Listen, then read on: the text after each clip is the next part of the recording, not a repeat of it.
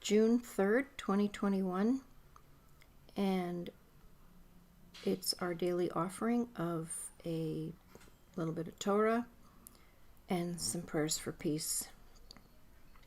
Lots changing in the world every day, both personally for all of us, I'm sure, and also globally. And, we have a lot to pray for, a lot to hope for, a lot to long for in this broken time. And yet there is some hope, there's an administration that feels like trying to do the right thing. Oops, put the doggy back. Trying to do the right thing in this country, and maybe we'll begin to see that in other countries around the world. Sanity and the common good taking hold over self-interest. Recognizing that we are all in this together, so a special shout out to Vicki Lander and her family who are bringing their father home, God willing, but for hospice. And another shout out to the family of Andy, still holding out hope. Today's his birthday, and holding out hope that Andy is found safe and gets another chance, at living a meaningful life. And that's really what these Mishnahs have been about. The Mishnahs have been about how Torah is about making lives not just meaningful, but vessels for healing this brokenness. So this Mishnah especially is really about, it's not about aggrandizing knowledge. It's about committing to an essential life system. A life system that doesn't take shortcuts. A life system that's willing to do the work. A life system that will love in the face of hate, will bring light in the darkness. So, we always begin with a mishaberach. We always begin with tuning. I guess that's become a metaphor too. Somehow we need to tune. Hopefully we're tuned. Tuning. Babylonian prophet. Tuning. So, let's offer a mishaberach, a healing prayer. A healing prayer for those you holding in your hearts, for those who are grieving, for those who are just sad, depressed. Things are opening up, and I think we have to expect that this transition from where we've been for the past over a year and where we're going, the transition's not going to be easy. So we really need to pay attention to how we're feeling and what tools we have for re-entering different parts of our lives with grace, with love, with kindness, and not with fear. So let's offer a healing prayer, calling upon the angels. Refuat HaNefesh, Refuat HaGuf, healing of the spirit and the healing of the body. For those we know, for those we don't know.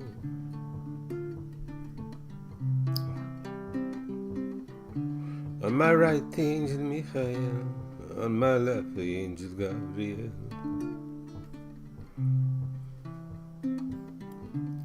In front of me, the angel Uriel. Behind me, Raphael. Above my head, above my head, above my head, above my head. Shekhinah Te'el. Baruch atah Adonai Rofei HaCholim. Blessed are you, great healer. Amen.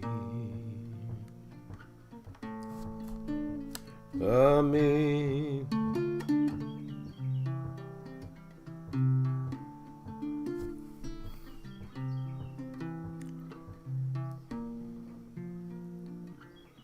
Amen. And a prayer for learning. Learning.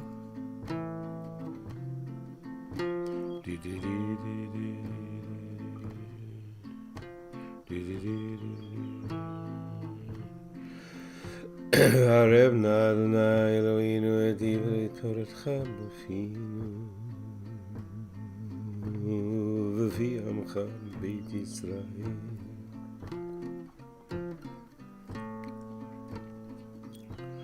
ונהיה אנחנו וצאצאינו וצאצאי עמך בית ישראל. All of us learning for this, for pleasure and for its implications, for the purity of it, for its own sake. כולנו ידי שמך ולומדי תורתך לשמה. ברוך אתה אדוני המלמד תורה לעמו ישראל. Blessed are you who teaches to your people in this fashion. Amen. Amen. Amen.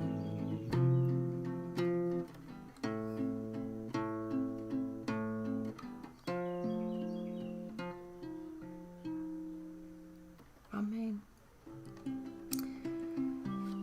Whew. So this Mishnah, we are still in chapter 3.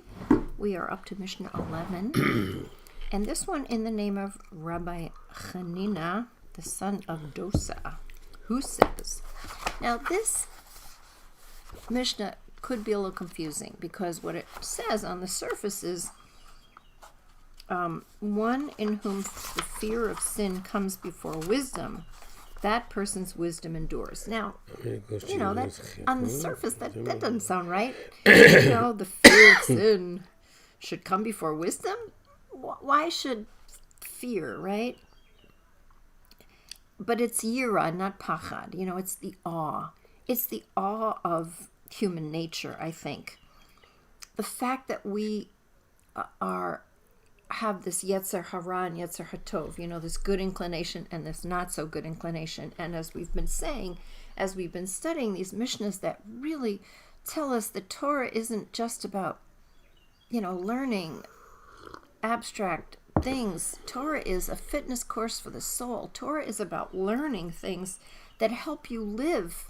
It's a blueprint for living a holy life, for kind of making your soul something that responds in holy ways no matter what's thrown at you.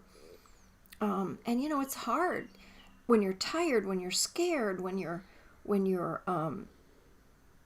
you know, feeling attacked. It's hard to respond in holy ways, right? You know, we're scrappy people. We are scrappy. So what does this mean? In whom yirat, the fear of sin, comes before wisdom. That person's wisdom endures. And then it says, but one in whom wisdom comes before the fear of sin, that person's wisdom does not endure. So it's not about the fear of sin, right? It's about theoretical wisdom that doesn't have feet. That's right.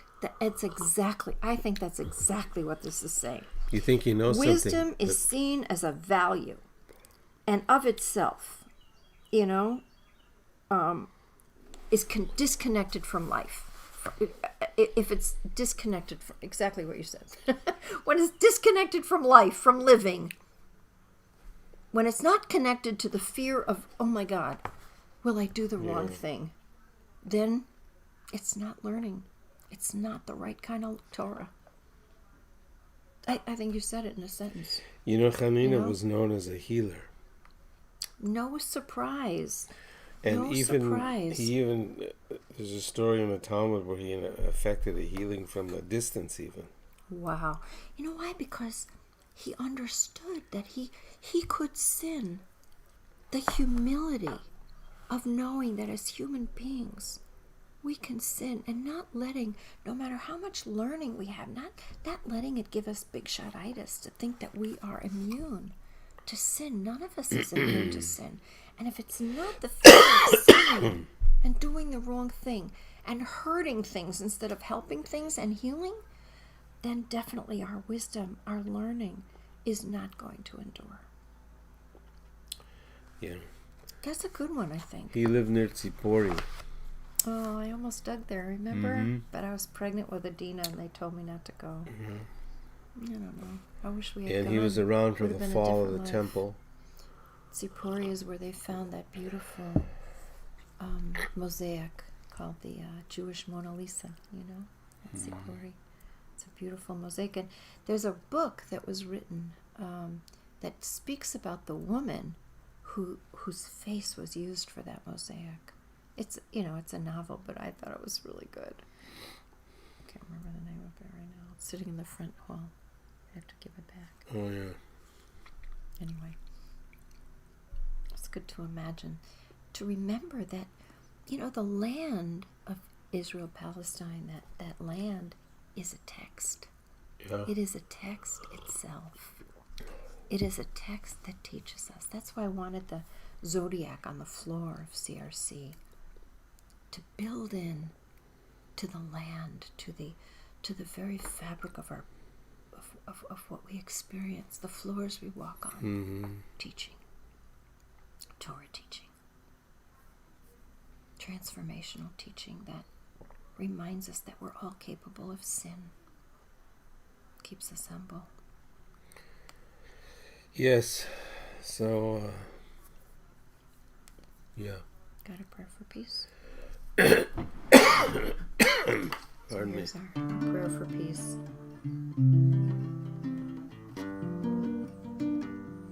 Prayer for peace. Do not let your wisdom be disconnected from life. Yorechecha Adonai v'yishmerecha. May God bless you, protect you. When the upper worlds and the lower worlds find each other. Yeah. Adonai panav elecha v'choneka. You will be a secret, generous wisdom. Yisa Adonai panav elecha v'yasem lecha shalom, and God's face will be lifted to you and give you peace. Yeah. And every one of us will be understood as a version of God. Oh, yes. Kenya Yiratzon, yes, this is it. Yes, this is it.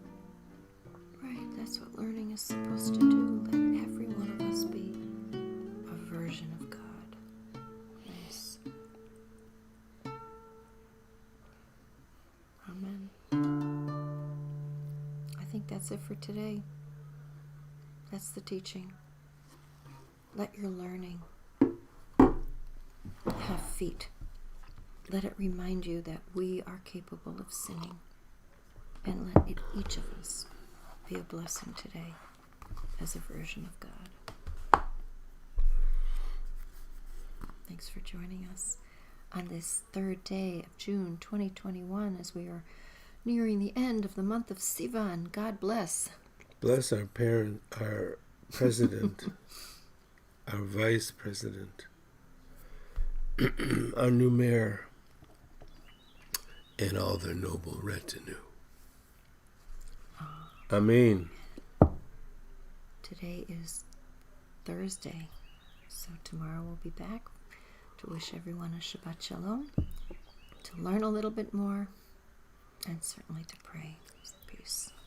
Have a great day, day of light, a day of lift. Thanks for joining us. You're welcome. Thanks, Jimmy.